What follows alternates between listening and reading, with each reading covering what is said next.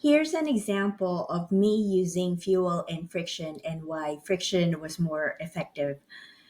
When my son started kindergarten, this was a while back, he's 13 years old now, mornings were very stressful. Moms, I'm sure you can relate to this. What would happen is I'll try to get him out of bed, and then he'll get distracted on his way out of his bedroom. He'll get distracted in the hallway leading to the dining area.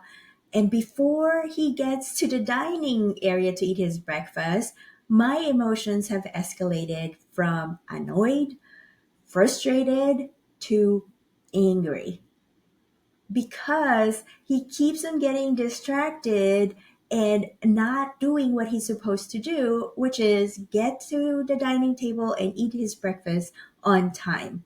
And as my emotions are escalating, my strategies were also changing from good fuel, being a good mom.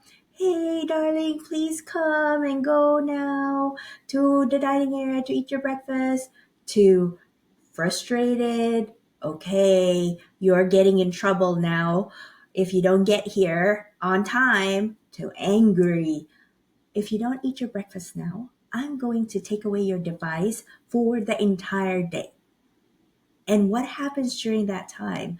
His emotional level as well escalates to whining, to crying, to negotiation between the two of us. Remember those times? And by the time my son gets to school, he is already emotionally dysregulated with his ADHD. Also, his self esteem has likely been affected significantly because he hasn't been to school yet and he's heard so many negative things about what he did that morning. And then for me, I also feel bad as a mom because I feel that I was being too hard on him, or I wasn't helping him emotionally regulate, or I contributed to him feeling much less self confident about himself. And I also feel that I'm not an effective mom, especially a mom with ADHD, because I feel I didn't regulate my emotions as well effectively and my ADHD symptoms. So, what I realized was I had to change my mindset and how I'm approaching this because I don't want the rest of his educational life to look like this every single morning from kindergarten to high school. So, I switched my approach and did not realize at that time that I was using friction. I haven't read the book, The Human Element, at that time, but once I did, it reinforced that I was using friction effectively. So here's what I did differently. When I woke him up one morning from bed, I decided to walk the path towards the dining area while he'll be eating breakfast. I asked, how is he doing it? How is he getting from his bed to the dining area? So I walked that path, and right before his doorway, I noticed that there's a toy that might distract him. So I eliminate that. I eliminated it, I put it somewhere else. I walked out of the door into the hallway. I noticed this pot of flour, and I thought he might get distracted with that because he might say, oh, it's so pretty, or let me smell the flower, or something interesting about the plant.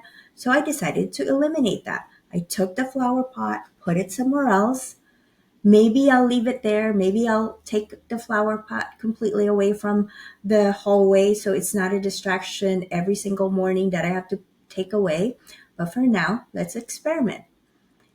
And then what happened was he woke up, walked that path through the doorway, through the hallway, and sat on the dining table and ate his breakfast. It was like, oh my gosh, it was so effective. And as you can see, it was a slight tweak on what I've been doing before. I eliminated two distractions by focusing analytically, asking myself and being empathic, putting myself in his shoes, literally walking the path and seeing what could make him not do something, what could make him not get to the dining table on time.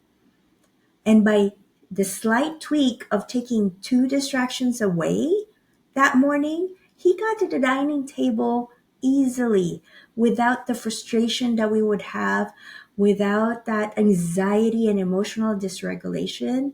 It was so effective, as you can see.